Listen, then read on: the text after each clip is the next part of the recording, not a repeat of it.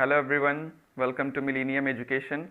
आप देख रहे हैं हमारा newly started series quiz in depth, जिसमें हम लोग डिस्कस करेंगे MCQs in depth with option analysis. आपको बताए जाएंगे ट्रिक्स एमसीक्यूज़ को इजीली सॉल्व करने के लिए।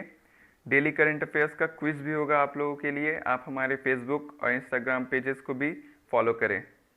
आईसीडीएस मेंस के लिए हमने एक नया बैच स्टार्ट किया है। हमारे प्लेलिस्ट में उसके लिए वीडियोस है डिस्क्रिप्टिव राइटिंग के लिए, आप उस वीडियोस को ज़रूर देखें।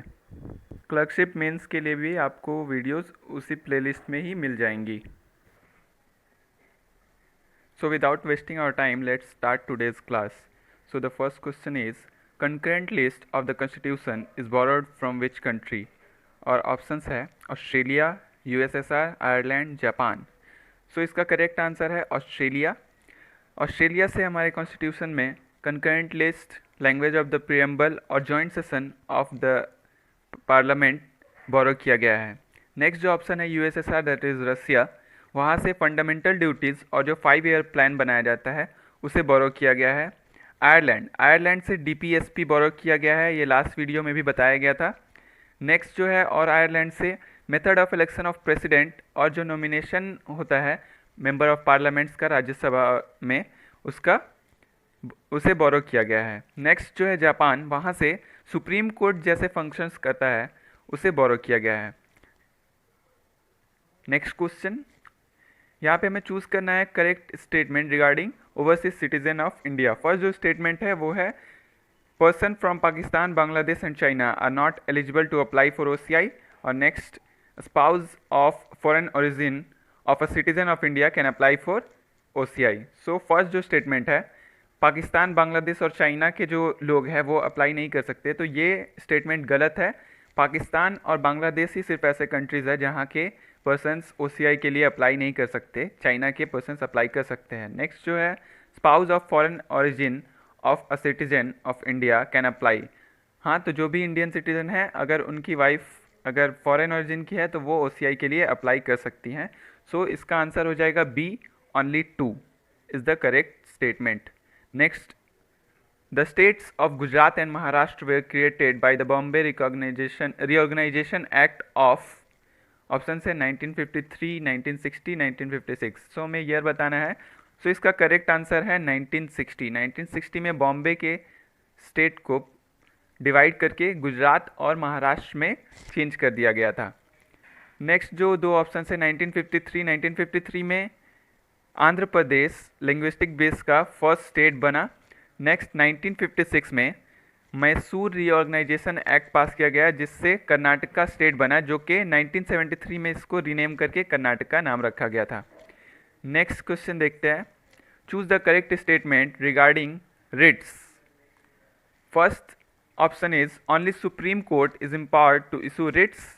नेक्स्ट है there are 5 forms of writs mentioned in the article 32 of constitution of India. So जो इसका फर्स्ट स्टेटमेंट है only supreme court is empowered to issue writs, ये गलत है। यहाँ पर ओनली सुप्रीम कोर्ट ही नहीं एम्पावर्ड है। सो जो फर्स्ट स्टेटमेंट है only supreme court is empowered, ये गलत है। हमारे इंडिया में हाई कोर्ट भी रिट्स इशू कर सकता है अंडर आर्टिकल 226। और नेक्स्ट जो स्टेटमेंट है देयर आर 5 फॉर्म्स, वो करेक्ट है। 5 फॉर्म्स है यहाँ पर इंडिया में। सो इसका ऑप्शन होगा only 2 is the correct statement. Next question जो है, which part of the Indian constitution is known as the conscience of the constitution? Part 3, 4, 18 and 15। So इसका करेक्ट आंसर होगा पार्ट 4, दैट इज़ डीपीएसपी का जो part है उसे conscience of the constitution कहते हैं। और अदर्स पार्ट के बारे में जान लेते हैं। पार्ट 3 जो है वो फंडामेंटल राइट्स से डील करता है, फंडामेंटल राइट्स सारे पार्ट 3 में हैं। पार्ट 18 जो है उसमें इमरजेंसी प्रोविजंस है, जो भी प्रेसिडेंट हमारे इमरजेंसी डिक्लेयर करते हैं उनका जो भी है वो पार्ट 18 में है। पार्ट 15 जो है वो इलेक्शंस और इलेक्शन कमीशन से डील करता है, इलेक्शन और इलेक्शन कमीशन के रिलेटेड सारे ही पार्ट 15 में मैंशनड है। Next question, in which schedule of constitution of India the division of powers between union and states is mentioned? Options देखते हैं 10th, 8th, 7th 12th।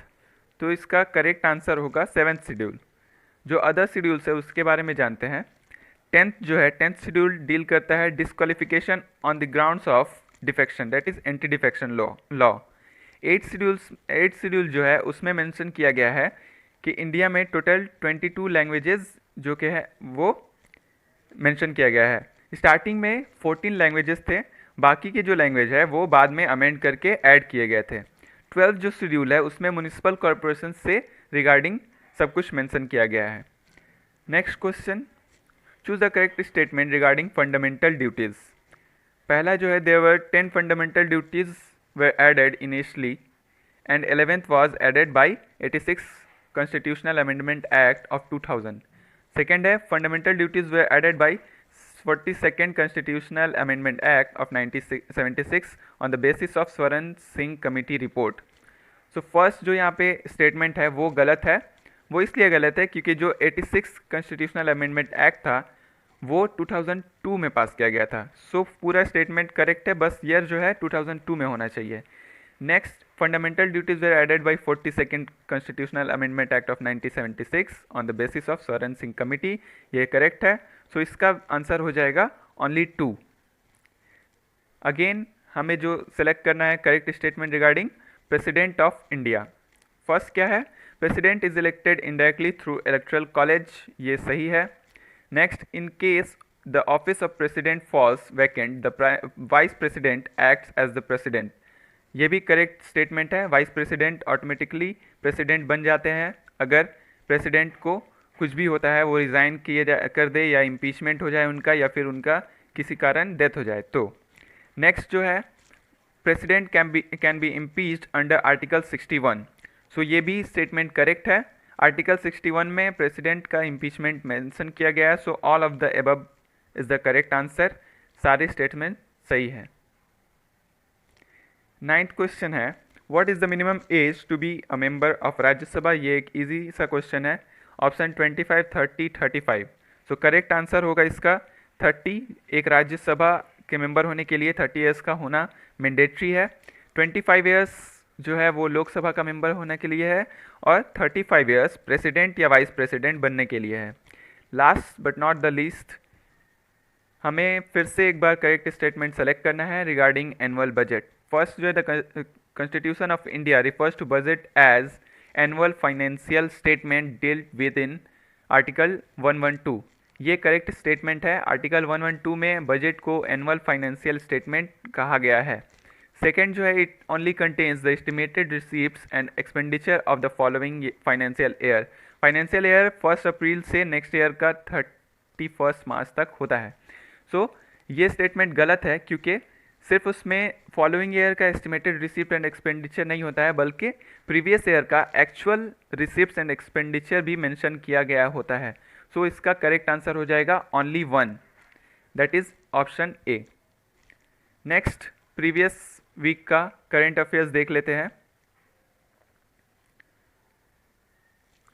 Kevin Mayer has resigned from the post of CEO of which company. Options are PUBG, TikTok, Free Fire, Musical.ly. Next question, which state topped Niti Aayog's Export Preparedness Index 2020? Options है Gujarat, Maharashtra, Tamil Nadu, Kerala. Next, which nation has discovered the biggest ever natural gas reserve in the Black Sea? Options Bulgaria, Turkey, Greece, Romania. Next, who has become the first ever fast bowler to take 600 test wickets? Stuart Broad, James Anderson, Lem Plunkett, Mark Wood. Next, who has become the first person to hit a net worth of $200 billion? Options Mukesh Ambani, Mark Zuckerberg, Bill Gates, Jeff Bezos. So हमारा ये video complete होता है। I hope आप इस video को ज़रूर पसंद करेंगे और इसे शेयर करें ज़्यादा से ज़्यादा।